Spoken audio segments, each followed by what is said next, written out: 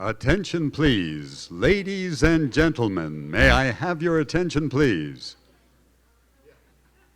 Where'd that come from? Hey, that was my radio voice. I'm Andy Masich. I'm the president here at the Heinz History Center, and I'm delighted that you're all here with us today. This is going to be a terrific program.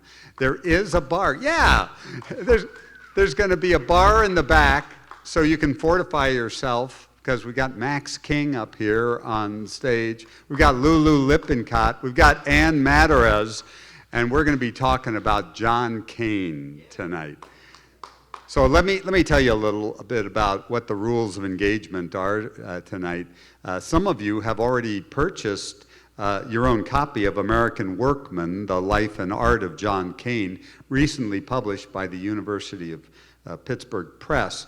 And we are going to have an opportunity for book signing. I think it's going to be right over here, and you can get your copy signed. If you don't have your own copy already, there's a whole table full of them out there, and you History Center members get a big fat discount. Those of you who are aspiring members, we could probably work a deal with you too.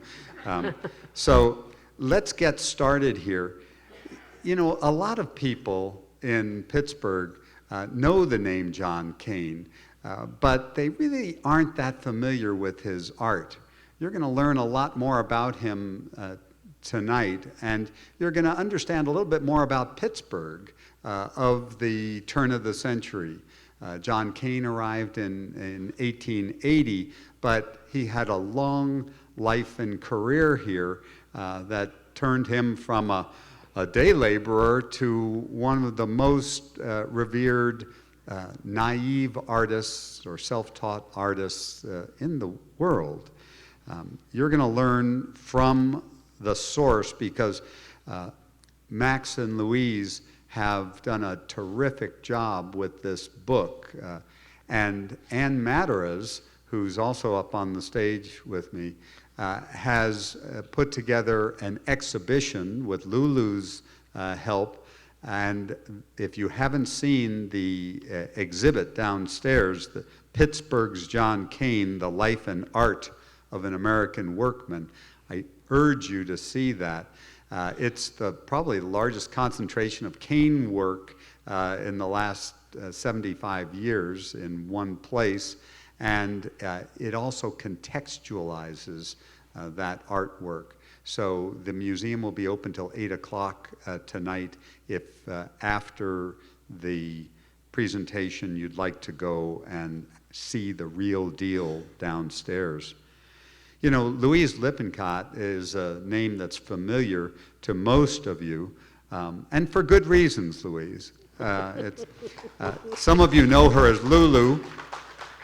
She is an historian and former curator of art at the Carnegie Museum. For 27 years, she was making history at the Carnegie. You've probably seen many of the exhibitions she mounted, but she managed the largest John Kane collection in the United States.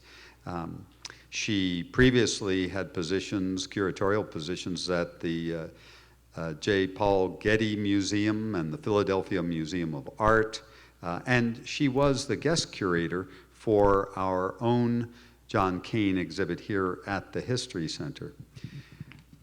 Max King needs no introduction, as they say, but that's not going to stop me. No, I'm going to introduce him anyway. You know, he's been a History Center Pittsburgh history maker. He's an author. He's the former president of the Pittsburgh Foundation and the Heinz Endowments. He's the author of the poetry collection Crossing Laurel Run, and the New York Times best-selling biography of Fred Rogers, The Good Neighbor, the life and work of Fred Rogers. In fact, it was probably 10 years ago, Max, that you and I talked about your next big project, and we talked about Fred Rogers, and we talked about John Kane. and we weighed the options, which should be done first. And Max went with Mr. Rogers, and to much acclaim, but he always had his eye on John Kane. And I promised, if you ever do that book, we're going to do the exhibit. And that's what we've done, is coordinated these projects.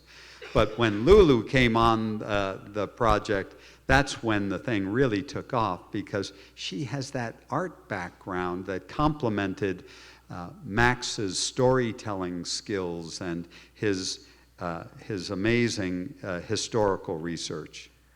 Tonight, we're going to sort of moderate this discussion, and that's where Ann Madarasz comes in. Most of you know Ann as the chief historian here at the Heinz History Center, and she's also the director of the Western Pennsylvania Sports Museum. She has encyclopedic knowledge of sports history, but she's also mounted an amazing variety of exhibitions here at the History Center. Some of you have been around long enough to remember when Vatican Splendors was here. You might have seen her pop art exhibit. You might have seen the Pittsburgh Steelers show, or the American flag exhibit, or most recently with the Smithsonian Institution, the Apollo 11 story with the actual Columbia capsule. So Ann headed up those projects and has won many awards in the process. So she and her team, working with Lulu, put together this exhibition. Max was there every step of the way, helping us with the best stories. And you're going to hear some of those stories tonight, and there is going to be time for some Q&A at the end. I'll try to work the microphone around the rooms, be thinking about some of the questions you may have, and if they don't tell the best stories, we will draw them out of them at the end during the Q&A. Well, I'm not going to talk anymore. We've got a great program for you. Thank you for being here on the hottest day in history out there. Wow, some of you, I'm surprised you're not melted by now.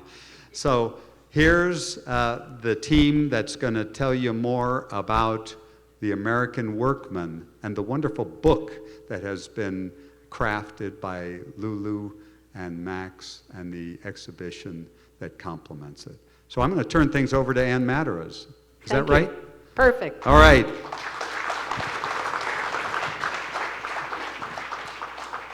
So Andy already stole our thunder, telling us where the idea came from for this book. But talk about where the collaboration came from, how you two got together, where the ideas came from, how you worked together. Give us the little behind the scenes. Go Max. Well, for me, it started about 20 years ago. And as Andy said, Lulu was working as a chief curator at the Carnegie Museum of Art, which has the largest collection of John Kanes in the country. 19, I think, is that right? No. And so she was already working with Kane. But it was about 20 years ago, I was working at the Heinz Endowments. And the Heinz Endowments has a wonderful collection of Pittsburgh artists going back about 100 years. And there was a Pittsburgh art dealer who came in as a consultant named Pat McCardle. Pat, if you're here, wave your hand. Pat is here. I saw him. So people can see you. There he is. There he is. So Pat McCardle was in there and turned to me and he said, "It's a shame you guys don't have a cane." I said, "What's a cane?" Yeah. And he explained to me John Kane's character, which is just so extraordinary, and his life's history, his life's journey, and also his importance as a self-taught artist, really the original American self-taught artist. So I started doing some research and pulling together stuff, and then a bunch of other things, including, as Andy said, the Rogers biography came in. And it wasn't really till the pandemic hit that I came back to Kane. You know, I figured if I'm going to be stuck at home, I better have something to work on. And I started writing, and after about 5 months, I hit a wall because it came time in the manuscript to start saying something about John Kane's art and the history and the criticism of his work and other works of art. And I had no experience, no capacity to do that. But I did know Lulu from her time at the Carnegie. I had met her a couple of times, and I knew she had a very tough, hard-edged intellect, and it's what I felt we needed. So Lulu and I got coffee at the Starbucks at Forbes and Shady, and she said, yeah, I've been wanting to do something about Kane too. And so the book kind of took off from there. So it is the pandemic. You can't go into a lot of the places you would normally go to do this kind of research. You can't see the art in person for the most part. I mean, I'm at home one day and somebody calls me and says, there's this woman who wants to get behind the barrier up in our visible storage and look at our Kane painting. Should I let her go? But you're really facing this challenge. How's that affect the work you're doing? How do you move forward? How do you overcome all that? Well, can you hear me? Fortunately, I mean, I'd spent the last 25 years looking at paintings by John Kane at the museum. So they were all sort of stored in my memory, at least the Carnegie Museum of Art's paintings. So I had those in my brain. And then I have a lot of friends in the field, so I was calling museums all over the country saying, I understand you have a Kane.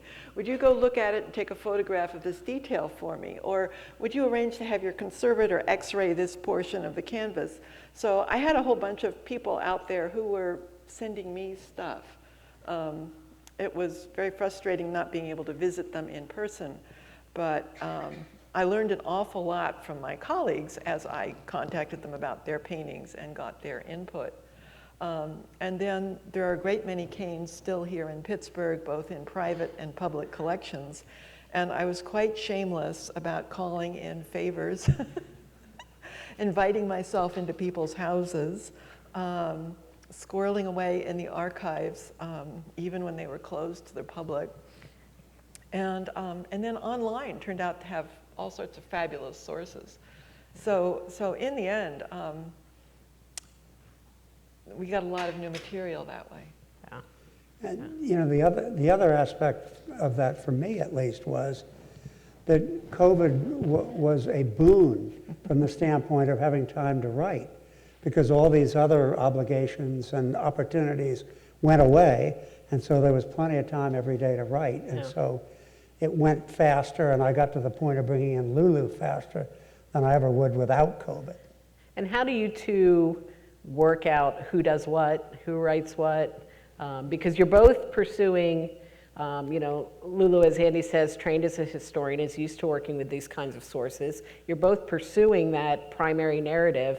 How do you decide who says what and where you say it? How do you work that out? We talked for a while about trying to put it together. You know, the book now has two narratives. One is his life, the other is the art. The life by me, the art by Lulu.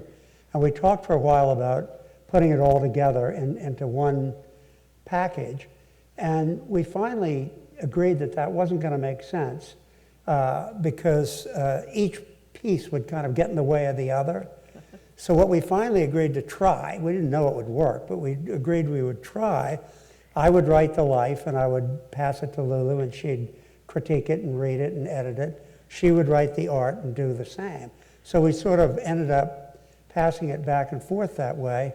And by the time we got to the University of Pittsburgh Press to talk to them, they liked the idea too. So it worked out. And it kind of worked because as we collaborated on this, we both realized that an awful lot of his art is biographical. That his art contains many stories from his life. And so as I was studying the art and saying, you know, Max would get these emails from me going, you know, how about those Steelers, and did you know this about John Kane? And I would get one back from Max saying the Steelers were awful last Sunday, and and yeah, I knew that already, and I think it's a pretty good story. So there was a lot of, the art actually ended up, because the art's biographical, the two sections work together. And as we learned new things, we'd swap back and forth. And yeah, where the story came from the art, I wrote about it. Where the art came from his life, Max wrote about it. Well, I want to say another thing about Lulu, though, because, you know, I recruited her to the project because of her expertise as an art critic and an art historian, particularly as regards Kane. But she turned out to be one of the most digging. You know, I was a newspaper editor. I worked with a lot of digging reporters, and she was the most digging of digging reporters, and dug out just tons of good stuff that benefited both pieces of the book. And we're going to touch on some of that because that's one of the things that made the exhibit process work so well, was her tenacious ability to go after a fact and chase it down to the, go after a story and chase it down to the facts, I should say. But first, let me ask Max, you've written 2 Pittsburgh biographies now, Fred Rogers and John Kane. Obviously, they had very different lived experiences, but did you find any commonalities in the 2 men? I did. On the surface, Kane and Fred are very different people. Fred, very mild-mannered, a gentleman and a gentleman. Kane, a hard-drinking, brawling workman who took on all these physical challenges throughout his life. And of course, Fred took on almost no physical challenges. I remember when I interviewed Arnold Palmer for the Rogers book, and he said, well, Fred really wasn't like us. He didn't like to do any of the sports at school. But underneath the surface, I do think that there's some significant similarities in terms of how they approach their work.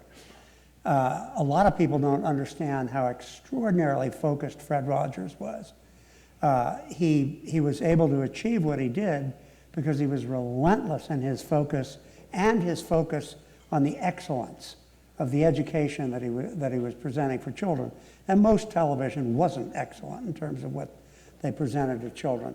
And John Kane, I think, was similar in that his relentless drive in his work as a workman, but also in his art, is what I think enabled him to eventually become as fine and accomplished as he did. The other thing is that John Kane sort of kept reinventing himself.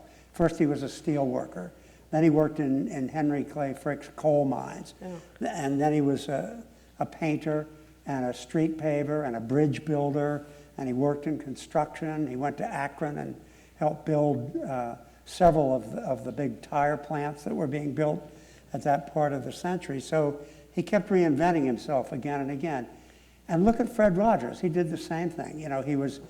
He was interested in children and education, but then he got interested in music. Then he got interested in puppets. Then he got interested in television. So it was this kind of embrace of a variety of opportunities, and then the ability to just relentlessly focus on what one wants to accomplish in terms of the art itself, but also the excellence of the work. So I found a lot similar, and the similarities, I think, extend beyond them to sort of the Pittsburgh, Western Pennsylvania character. Yeah. What about as a historian, when you're writing these Pittsburgh narratives and writing about these people embedded in their time, what are the sources you turn to? Who are the people that you're reading? People ask me all the time, they must ask you as well, what are the books you're looking at? What do you think are the important kind of foundational texts that all people who want to understand this region should be looking to? Well, because Kane came here in 1880 to Pittsburgh, there weren't a lot of interviews, as there had been with the Rogers book. But there are a lot of books, maybe 12 books, that really made a big difference for me, and probably even more that made a difference for Lulu. But what happened in the project, there was a turning point for me. I handed in a first draft of the manuscript to Peter Croft, who's the editor-in-chief of Pitt Press. Peter, are you here? Wave if you're here. I think he's here. Oh, there he is, over there. Yeah. And Peter called me in and he said, this is fine. This is an interesting story. You've really captured the man. But where's the history? Where's the context? I want to know what he was living through, what was going on around him. I want to know about his life as a working man. I want to know his life as a Pittsburgher, how he fit into things. So Peter sent me back to the drawing board, and I got lots of really good, interesting books on history. I read the biographies of Mellon and Frick and Carnegie. I read a wonderful book called Meet You in Hell by Les Standiford about Carnegie and Frick's relationship. There was a book called Big Steel by, I think, Kenneth Warren, his name is. It was published by Pitt Press, by the way. And just a host of other pictures that gave the context and the history that Peter, thank heavens, wanted to see in the narrative. So Lulu, you're trained both as an art historian and you have a PhD in European history. Yeah. You've done a lot of work looking at outsider artists in your career. How did that experience and that training really inform how you approach Kane, or did it? It had a lot to do with it. Because I started off working on artists in the 16th and 17th centuries. I look at a work of art, even one that appears very familiar, or at least you think you know the subject. I look at it assuming I know nothing about the person, the time, or the place where it was created. And so I start off asking a lot of really dumb questions. And that was the process I followed for Kane. I looked at the picture and say, okay, well, who is that? And what is that? And why is that there? And why was he doing this? But I also had my history training also taught me that when you are writing about people who are not wealthy, well-educated, elite, rich, or famous, you have to use a whole different set of methods and research strategies and look at different kinds of sources than normal. So while Max was reading about Frick and Mellon, I was reading the Pittsburgh Press from 1910 and catching up on all the really juicy stories that never make it into the official biographies of these people. But the newspapers also capture far more about the daily life of a place than the select stories of the rich and famous. So I was looking very much to learn more about John Kane's daily life and what I called his visual world. When he looked out the window every day, what did he see? When he looked for subjects to paint, where did he go? What did Pittsburgh look like? And given the fact that he wasn't, conventionally trained or had access to art schools, where did he learn to do the things he ended up doing? And so that was really challenging. I ended up using popular postcards as the source for most of his imagery. And it was kind of a shock to recognize his paintings in postcards and to realize that he had some of those postcards sitting next to his easel when he was making paintings. He was reading the papers and looking for subjects. He was wandering around the worker neighborhoods, and he was riding streetcars to the wealthy neighborhoods for subject matter. He was up on the top of the roller coaster at Luna Park looking down on the city. And so trying to recreate his daily life and his visual world was the basis then for me looking at and understanding his paintings. So let's talk in particular about some of the things that you just mentioned. Kane, as Andy said, his work's been exhibited since before his death, that last decade of his life. There was an autobiography published a few years after he died. There is a narrative that existed for who he was and how he had been interpreted. And yet your story very much moves away from that narrative and that focus. So how did some of the source material that you just talked about, like the notebooks of Marie McSwiggan, who was the as told to for Skyhooks, how did that advance your understanding? Yeah. Well, I think one of the challenges that Max and I recognized only after we were deep into the project is that there were two really good books on Kane already. Skyhooks, which was his autobiography actually authored by someone else, and the Leon Arcus's catalog of John Kane's paintings. So I think we both went into this project thinking that everything that needed to be known was already known. And it was kind of a shock when we discovered it wasn't. And me being the nerdy investigative journalist, I said, well, I'm going to go back to the original source material, and we found the original notebooks that Murray McSwiggan used to write Skyhooks. and discovered that she had done quite a lot of editing and fixing and improving and reinterpreting Kane's original stories. And the original stories turned out to be, in some cases, quite different from those that made it into the official published sources. That was kind of upsetting. A lot of the negative aspects of his life were left out. And I think what we finally concluded is that Skyhook's certainly was not an autobiography. It was written by her, not by him.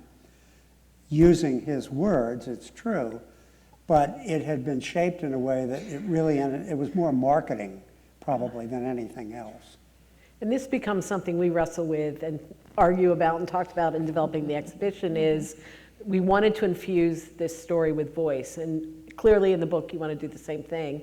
How do you know when it's John Kane's voice? How do you know when it's her voice? How do you make those kinds of judgments as authors, researchers, historians? I think she was an honest reporter in that the words that are in Skyhook's are by and large John Kane's words. But it's what she chose not to put in. Yeah. His drinking, his incarceration, his arrests. She wanted him to look heroic. And I don't think he looks less heroic because he was as human as he was. Yeah. But I think that's what, that kind of material, largely unearthed by Lulu, is what really enriched the thing. Yeah. Well, you guys, the History Center turned up a few other really great, juicy tidbits in the course of preparing the exhibition. I have to say that the resources here for showing Pittsburgh history are extraordinary. And I would come into our weekly meetings with Anne and her amazing team of designers and researchers, and I'd say, you know, we really need a photograph of somebody painting a house in 1920 and blowing up a coal mine in 1889. And what about that kilt? You got any kilts that the Highland dancers wore? And they just kept pulling stuff out of storage. Or I'd say, you know, I always wondered about da-da-da-da, and the archivist would come in and say, well, we found the record for his incarceration at this point. Did you know about that? And I went, no.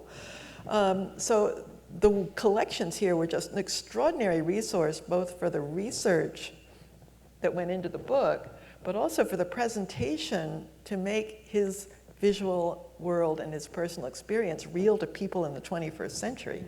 And that was, for me, was just the greatest treat. I think one of the great things when we started doing this was all of that work you had already done. And one of the things we latched onto is telling his story through his lived experience. So you use in the book imagery, historical imagery, postcards, as you mentioned, historical photographs, archival material and documents. How did those change your understanding of Kane's life and work and allow you to share it in a different context, perhaps, than you might normally do if you were writing a kind of coffee table art book? I think it's what Lulu said a minute ago, is it enabled us to see the world that Kane was seeing. And because he used postcards and photographs so much as source material to understand what he was working with when he was either in his studio or out on the street. I mean, for me, I trained as an academic museum curator. I spent most of my life sitting in an office in front of a computer. So to understand how a workman's life shaped his vision, for me, was a real stretch. Because what we eventually did figure out is that it was through his experiences as a street paver, as a house painter, as a coal miner, that he actually learned and developed his skills as an artist. And so we ended up with this mantra, draw like a street paver, paint like a steelworker, because those are the occupations that taught him how to do his job. The revelation for me occurred at one of our meetings. The History Center had just received an extraordinary gift of 6 Belgian blocks used to pave Pittsburgh streets. And the registrar pushed them in a cart, and they were just sitting there in the meeting, and I thought, I'm gonna go, I said, can I touch it? You know, yes, you can touch it. And so I picked it up, and the damn thing weighed at least 35 or 40 pounds. And I put it down really quickly, and it was a revelation for me to realize, okay, John Kane spent a couple of years working with these blocks 8 to 12 hours a day. You're damn well going to learn how to draw so that you can get those blocks positioned right the first time. And it was only the experience of lifting that block myself and understanding the connection between the physical labor involved in doing the job and the amount of time and energy Kane saved by learning how to draw a street. That was the breakthrough moment, and it translated beautifully into the exhibition. With the blocks are there, and the street is there, and you see the guys doing the work, and imagine spending 6 days a week, 8 hours a day, moving 35-pound stone blocks around on the ground. And then going out to paint and draw. Yeah, or drink. Or drink, or both, at the same time. I think one of the great things for us was we have those documents like you talked about. We have those resources, the Pittsburgh survey, but those don't give you, they give you the context, but they don't give you the individual person's reaction to it or experience of it. And that's what you've given us with John Kane, is we can actually say, this is an emblematic experience, but yet here's a single man's life and what it meant. And the important thing in that, I think, is people don't learn from essays, from sort of didactic information sharing. They learn from stories. And so if you want to tell the story of Pittsburgh at that time, to be able to tell it through the life and the work and the heart and soul of this man brings it to life in a way that it never would if you were just writing a long essay about these were the conditions that working men were working in. And it's something that David McCullough years ago said to me, which is the only way to write history is to find a person or a few people to build the story around.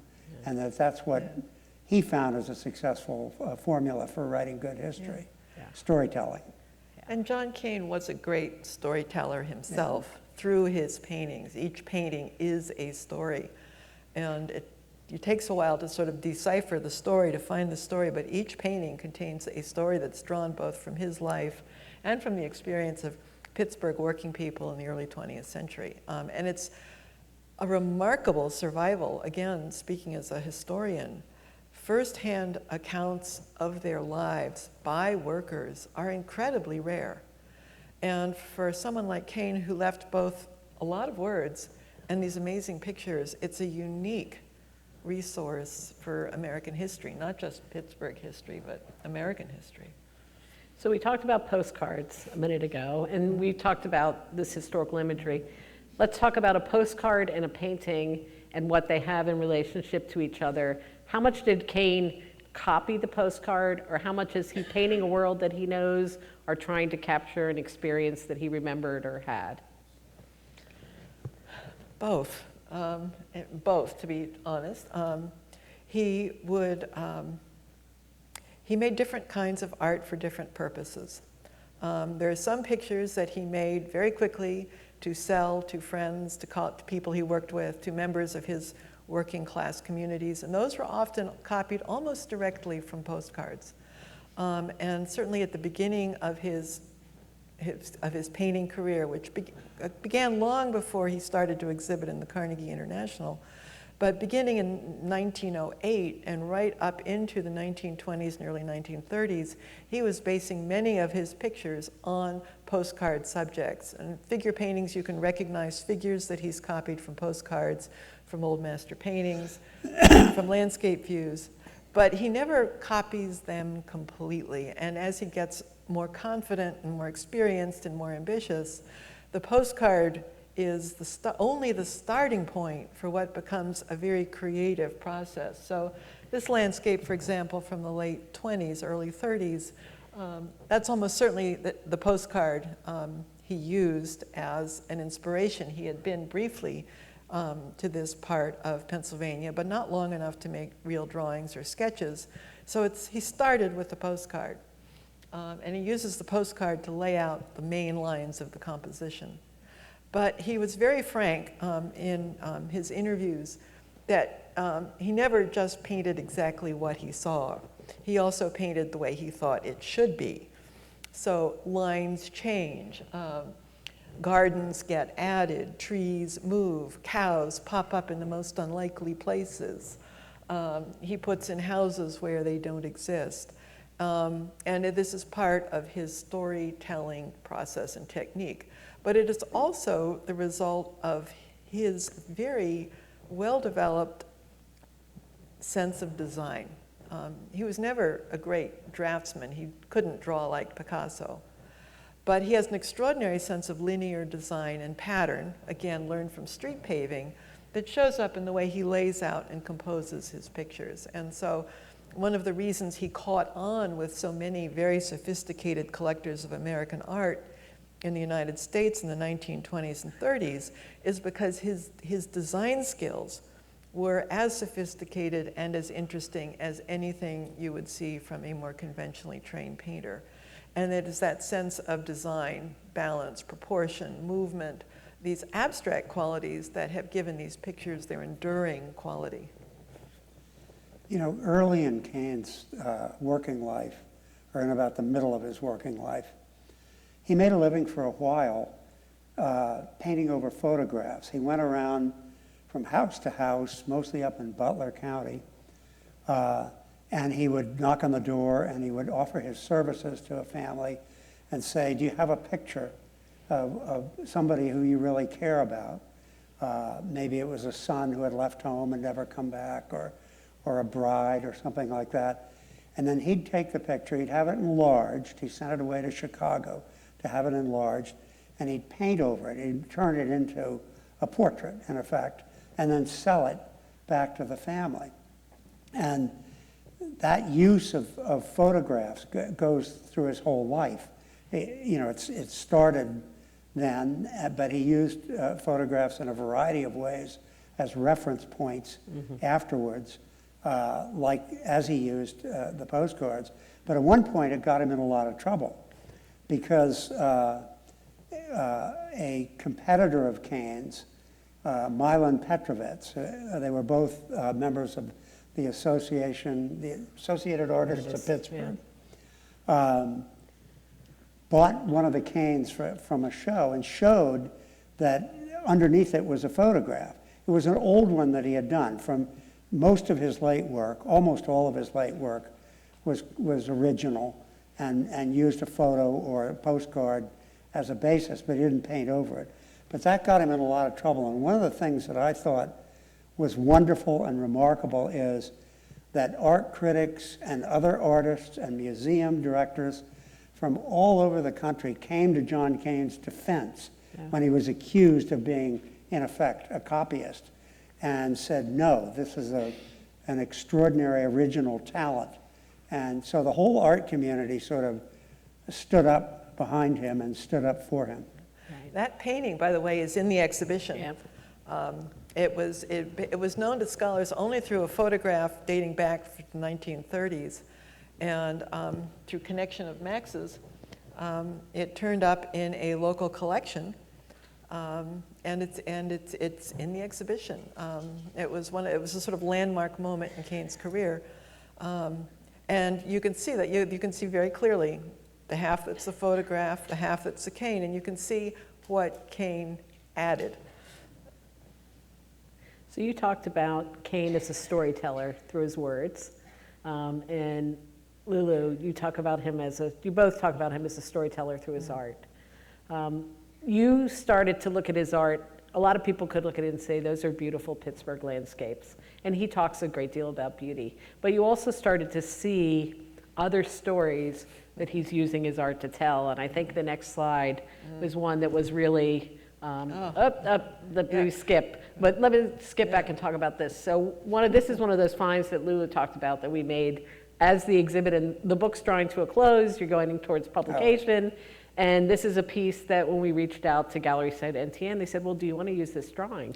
We're like, okay, can you send us a picture of it? Well, This is one of those surprises Yeah. that turned up. So talk a little bit about this drawing, and then we'll get back to the storytelling idea. Right, well, it's just, it's on a ragged old piece of paper, and it looks pretty static, but again, it was like another one of these, like the Belgian block. It was one of these key moments in understanding Kane's art and the way it relates to his life. It's called Oakland Police Station, and it's dated a certain day in 1918. I've written up there. Yeah. And John Kane and his wife and a policeman are confronting the local magistrate in the Oakland Police Station. And Kane, and they are testifying before the magistrate, and Kane has written their testimony on their backs in the drawing. Kane is on the left saying, "This is the stewed prune who tried to burn down the house." And the police officer in the center is saying, "This man lives at 56 Ophelia Street. And his wife called, he burned the house. He set fire to the house." And that's Mrs. Kane looking very solid there, quite determined, saying, "I can't handle this anymore. This man has to go." And the magistrate says, "Okay, 10 days in jail to dry out, then stay away from her." And the two bailiffs on the side are saying, "Jail." And so Kane has literally embedded the stories in the figures, and this gave me this concept of the embedded story for all of his paintings, not just the figures, the family pictures and family histories, but even the landscapes contain these embedded histories in landmarks and buildings, in roads and rivers. The other important aspect that comes out of this, I think, is the critical importance in his life of his struggle with alcohol, largely absent from Skyhooks, the autobiography. But Kane spent his whole life struggling against drink, as a lot of Pittsburgh working men of 100 years ago did. And sometimes he was successful for a period of time, and he'd be at home with his family, and he'd be supporting them. And then for long periods of time, for years, he'd be drinking and traveling, and when he came home, sometimes getting into this kind of trouble at home. And it's ironic to me that even the last 7 years of his life, when he was doing some of his best paintings, he was still struggling with alcohol. I think he had more success staying sober then, but still struggling.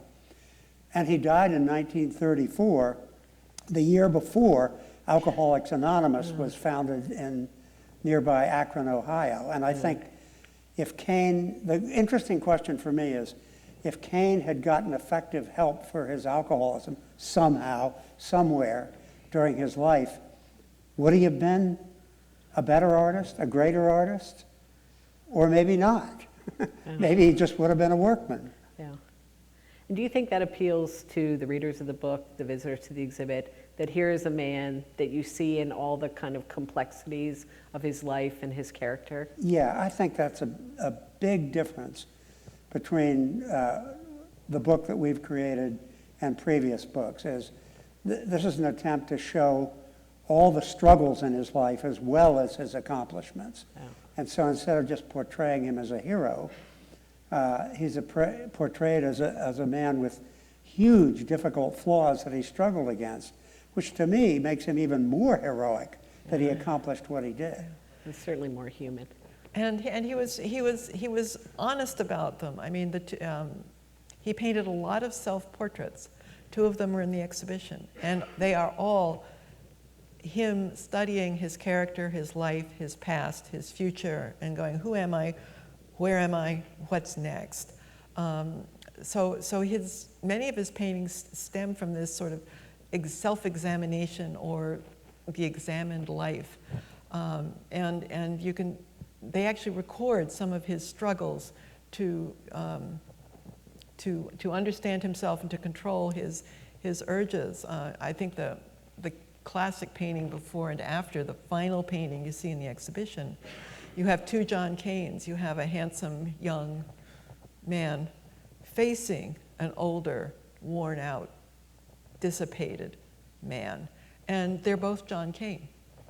And it was very much about him struggling with these two different aspects of his life and personality. And as we started to talk about earlier, in these landscape paintings, you're seeing some of that same kind of storytelling about his life. So Coleman Hollow, you talked about as being a real kind of breakthrough moment for your understanding of him. Yeah, this came again further along in the process. Max and I were starting to understand the true complexity of the man's life and character, and we were realizing that it wasn't all you know, happy sunsets and green valleys. And we were starting to put together the content of the pictures with the content of his life. And Kane painted this scene of Coleman Hollow 3 times, which told me it was very important to him for some reason, as well as being a very beautiful composition. And what's common in all 3 versions is right smack in the middle as you look across the Allegheny River towards what's now Aspinwall. There's this bunch of sort of white buildings clustered right in the center. And if you look very carefully, you can see a roller coaster and some sort of jazzy looking towers and things. It's an amusement park. And then farther off on the right, I don't know how well it shows up in the slide, there are these big grim brick buildings that look like fortresses. And that is the Allegheny County Asylum for the insane, for alcoholics, and for people suffering tuberculosis. And Kane painted amusement parks. He loved Kennywood. And he puts that amusement park right in the center of the picture as if this is where we're going. This is the place we want to be. And it's bright and colorful and full of fun and excitement and people enjoying the day off. But right down the road is the asylum. And it is sort of and these are both places where Pittsburgh workers, especially those who couldn't afford hospitals, who couldn't afford care at home, who didn't have families who could take care of them, this is where they ended up. You went to the amusement park for fun, but you ended up in the asylum in the county jail if you overdid it or didn't do the right thing. And Ken spent quite a lot of time in both places. And he is painting a landscape that is very much about the choices that any workman, but him especially, would have to make in terms of navigating life in Pittsburgh. And then we know from what he said that the place he really wanted to go was up to the top of the hill, where the air was clean, the trees were green. He was suffering from tuberculosis. Up on the hills, he could breathe. And that was a place of spiritual and aesthetic refreshment for him. One of the, in terms of John Kane and the paintings that he did, one of the most moving stories for me was when he talks about in Skyhooks a job he got at the Press Steel Car Company, which was in McKees Rocks, made boxcars for the railroads. And Kane's job was to paint the boxcar red.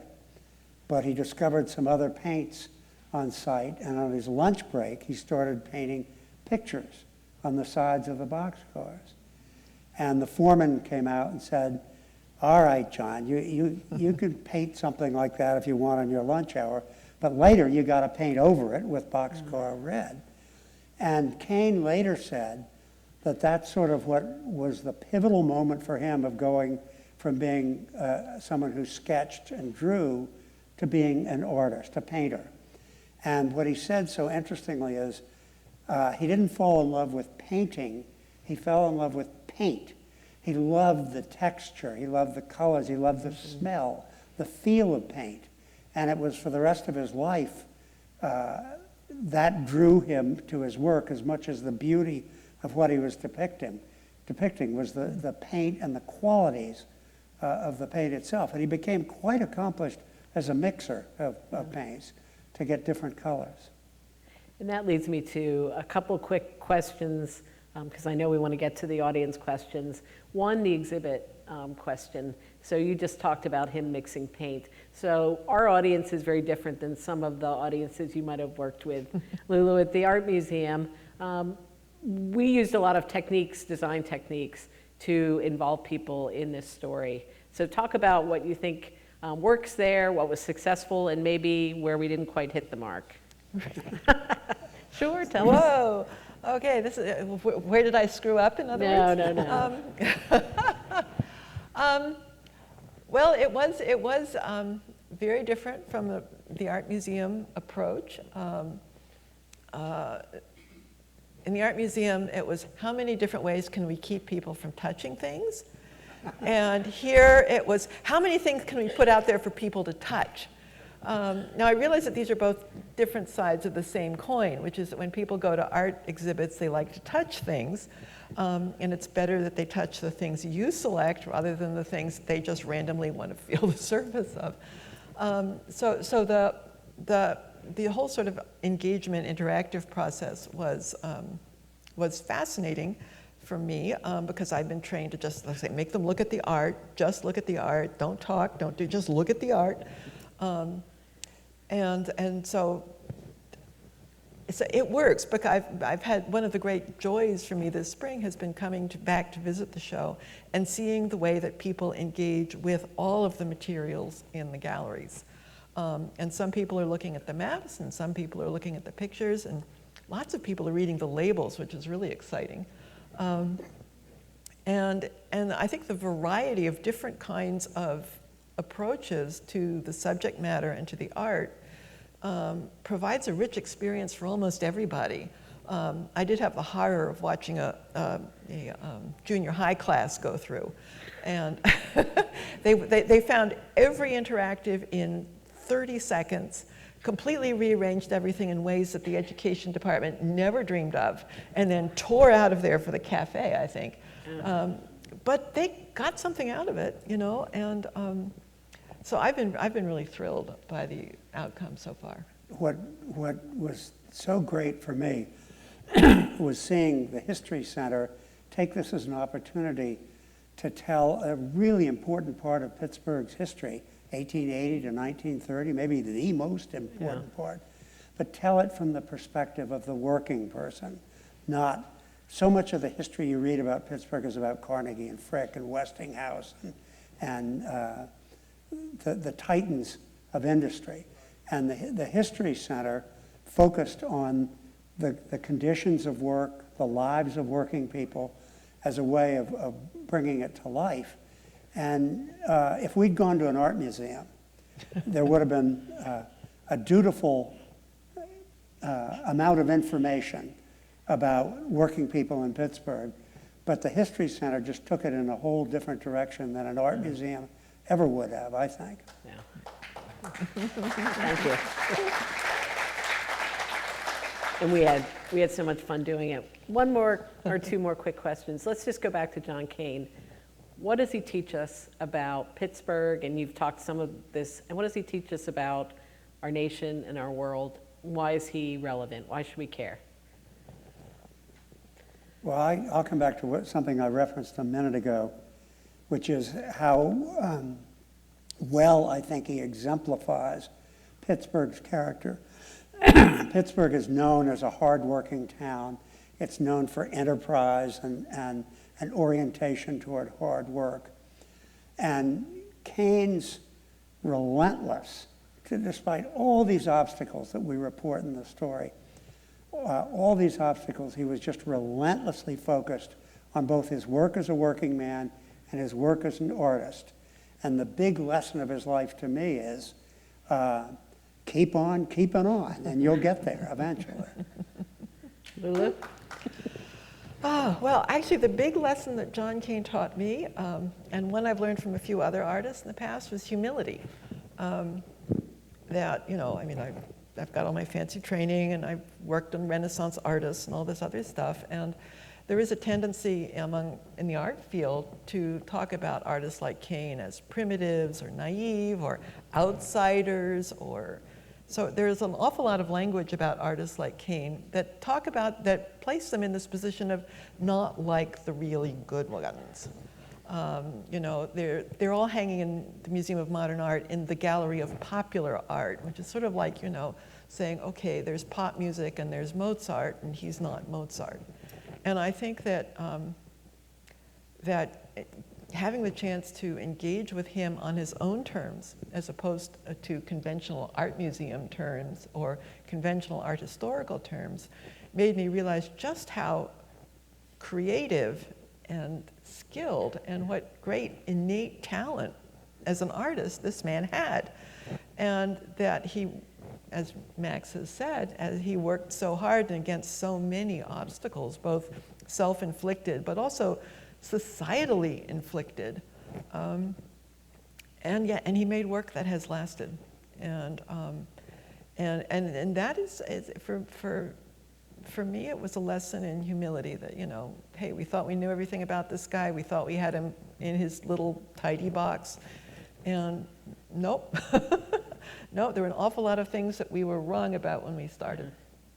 And I want to thank you both for the great gift of the story that you brought to us, because all of us Thank you. here just really reveled in the opportunity to tell this story through an individual that was so complex and so fascinating.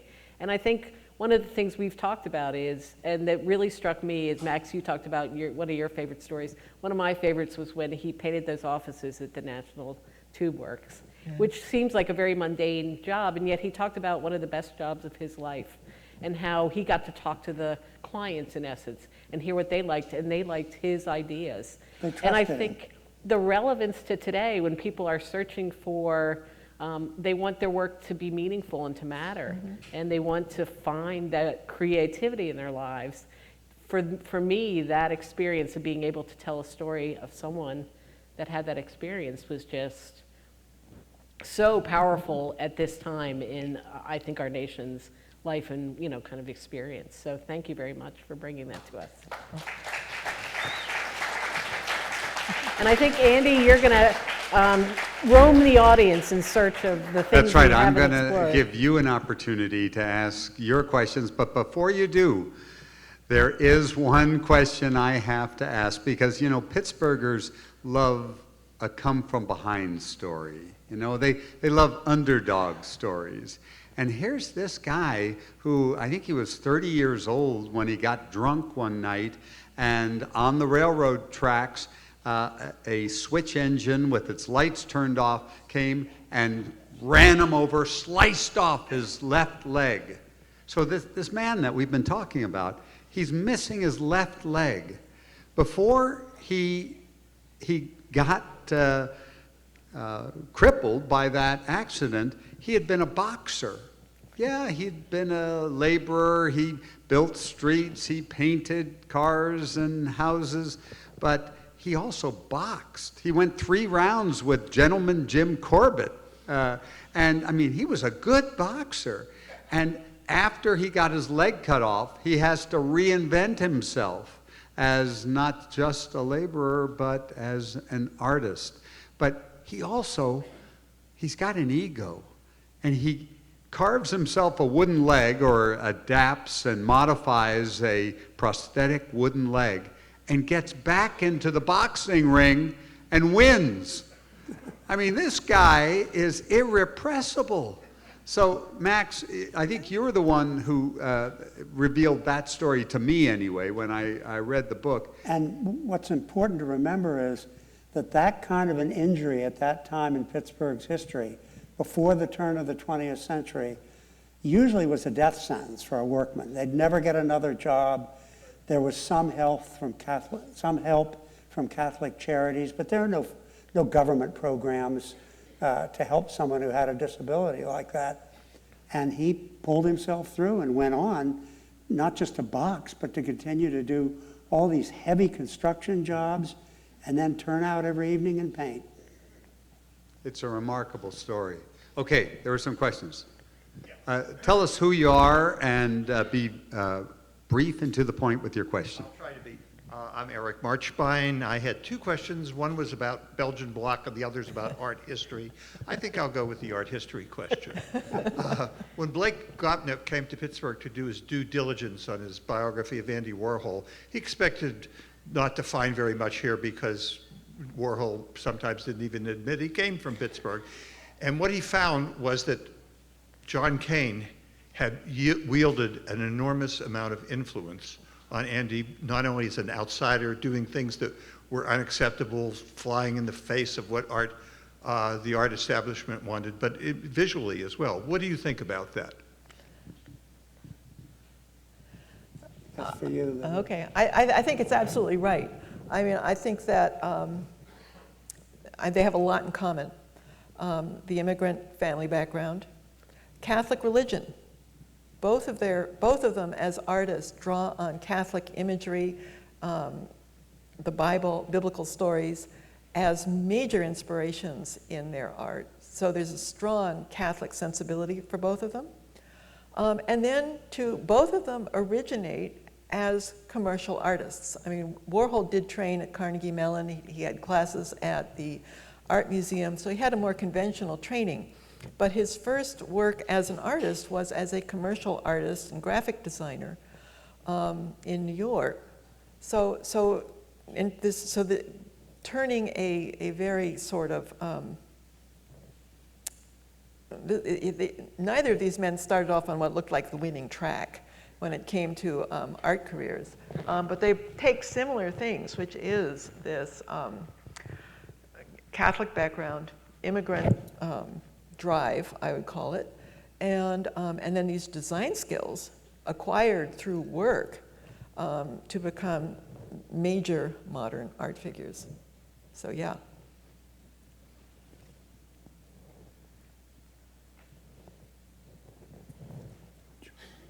My name is Tom Ingram, and I'm curious,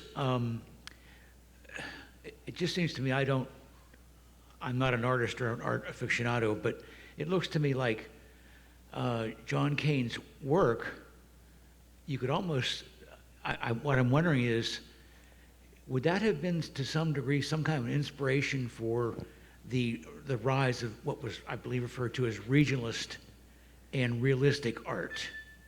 And what's interesting about that is, my understanding is that there was some differentiation between what might be referred to as regionalism and realism by agricultural versus urban. Right. And what you have here from this person, from this artist, is what appears to me to be like a mix between the two. It's very interesting, especially when you consider that, as you indicated with Mr. Warhol, a lot of those artists, the regionalists and realists, had formal training. And the other thing that's interesting about him is when you look at all the references downstairs, I can't help but, there were associations that were important to his life. And it kind of reminded me of, some of the observations that de Tocqueville made about associations and the key key that was to the American character. So just some observations. This perfectly illustrates why I got Lulu into this project. I couldn't possibly answer that question. Well, it's actually a very interesting and complex moment in American art, the 1920s and 30s, when Kane is making his big splash in the contemporary art world. The United States has survived World War I and come through it well. Europe has been exposed as a weak and decadent culture. And there's a shift in American thinking about what would make a great American artist. And they decide at about the time that Kane is starting to enter the art world that a great American artist would be someone who didn't train in Europe and who wasn't copying European painters and who was painting American subjects that no European would touch with a 10-foot pole. And Kane is the perfect exemplar of this new concept of what an American modern artist would be. Not European, not sophisticated, and very much rooted in the places that he painted in. And that is something that Kane had in common with all kinds of American regionalist artists, many of whom were far more sophisticated and well-trained than he was. But there is this moment when an artist with Kane's qualities and background can match the criteria for the new American artist. Yes, I'll come around. This one's for you, Max. I recognize tonight's about John Kane, but I wonder if you can tell us anything about Mrs. Kane's life during those years that she was living apart from him. Was the question about Mrs. Kane? Yeah, tell us about the long-suffering Yeah. Mrs. Kane. That's Oh, it, boy. long suffering. I think she was a pretty resourceful person too, because he was gone for a long time. There were 2 daughters and a son who died at childbirth, or right after childbirth. And she went out and worked as a cook in people's houses, as a cleaner, as a laundress. She worked for some Catholic institutions for a while. She pulled the family together during these long periods of time that John wasn't there. And then they were separated for a long period of time because he left. And then she moved down to Washington, D.C., where one or both of her daughters had already moved. And they were completely separated. And she actually read, I think in a New York newspaper, about John Kane's success at the Carnegie International, and that he was this sudden star in the world of art. And she came back to Pittsburgh. And one can look at that as her being an opportunist, let's cash in on John's fame now.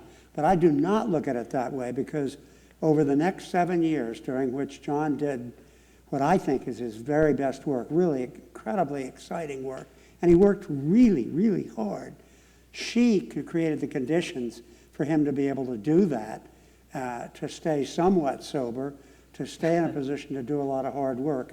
So I think she was very much an exemplary figure. I have some stories. Do tell. I think that like Max, I admire her courage for taking on this man who, the first time I read about his life, I thought, this guy is amazing, but he must have been the husband from hell. Yeah. And some of the stories that didn't make it into Skyhooks confirm my opinion. And these are stories that Mrs. Kane told to Murray McSwiggan. These aren't stories that came from somewhere else. This is Mrs. Kane telling, this is what it was like. And there are 2 that reveal, I think, a lot about what a working class marriage had to be in order for a family to survive. After Kane's amputation, his leg required daily care in order to prevent gangrene, infection, pain from the stump, so forth and so on. And it was Maggie's job to do that care for him every single day. Maggie was the one who called in the doctor when he required 2 subsequent operations to deal with infections and gangrene. So in terms of what Max said, yes, she was there on the spot, keeping him going. But there is also, as Max used the term opportunist, after their longest separation, which ended when she saw the newspaper article about his success in the Carnegie International, Workman becomes great artist. Her daughter recalled her saying, that man's going to take care of me now, and he's going to take care of me for the rest of my life. and this is her daughter just writing it down and sharing it with later. And then Mrs. Kane told the story about what actually happened when she went back to Pittsburgh with clutching that article in her hand and showed up at his lodgings in a very rundown tenement in the Strip District, and she found him and she tracked him down. This is her story. And she knocked on the door and she heard his footsteps. The door opened slowly. He looks out, he sees her, and she says the first thing out of his mouth was, son of a bitch. But they made a success of it. I mean, this is the thing. It was a working partnership, as a working class marriage had to be in order for both people and their children to survive. It was difficult, it was hard, and it required immense amounts of work from both partners.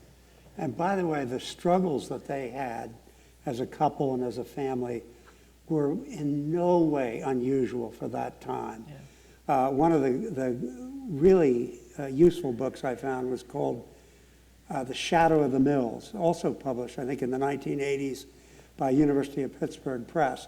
And it was about the family lives of workers in the mills. And husbands being gone for a long time, being maimed by injuries, families being on their own, those very difficult aspects of the Kanes' lives were typical for that time. And for women, I mean, they had to manage a household with almost no money, no running water, raw sewage in the streets. You know, it was a life of never-ending work.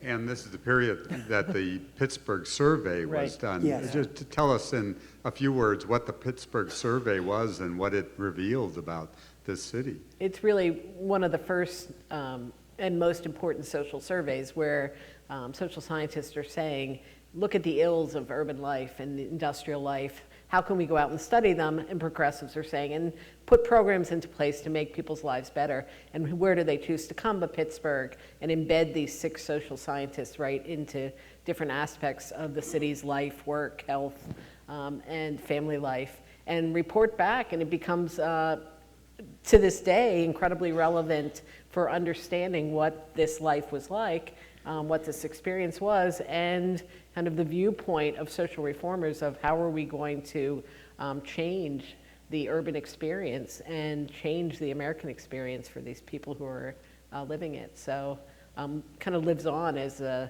incredible document recording the experiences of that time. That was the last question. You're going to have to buttonhole them. Quick one for Lulu. All right. Quick question, Lulu. Your service is so awesome. Max, thank you, and hope it goes through well. Question about the scalp level. How did John Kane conform to the scalp level of the artist? I have 6 Kanes, and then I moved on to scalp level with George Hetzel. Was he an influencer for the scalp level school, or maybe you could? I think it's actually it's the other way around. Scalp level precedes John Kane. So we're talking about the scalp level artists preceding John Kane's work. And the George Hetzels that I have. Scalp Level was a township near Johnstown where a lot of Pittsburgh artists went to paint. And John Kane later went to that same area and did some painting, but I don't think there was much of a connection between them. Only. Under scholarship, if there was a connection. The connection would be through Associated Artists of Pittsburgh, which was when Kane joined in the late 20s.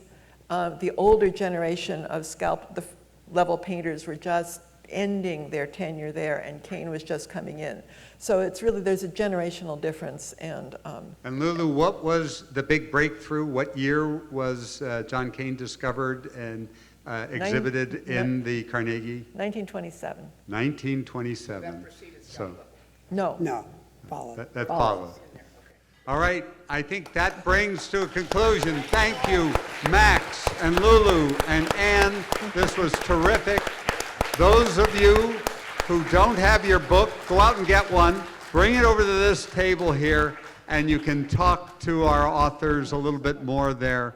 Thank you all for being here. Hey, on Friday night, we have a great program. Dietmar Kugler is coming from Germany to talk about the French and Indian War and to tell you why are Germans wild about American history. You're going to hear it from the horse's mouth Friday, 4:30, right here. Thank you all for coming.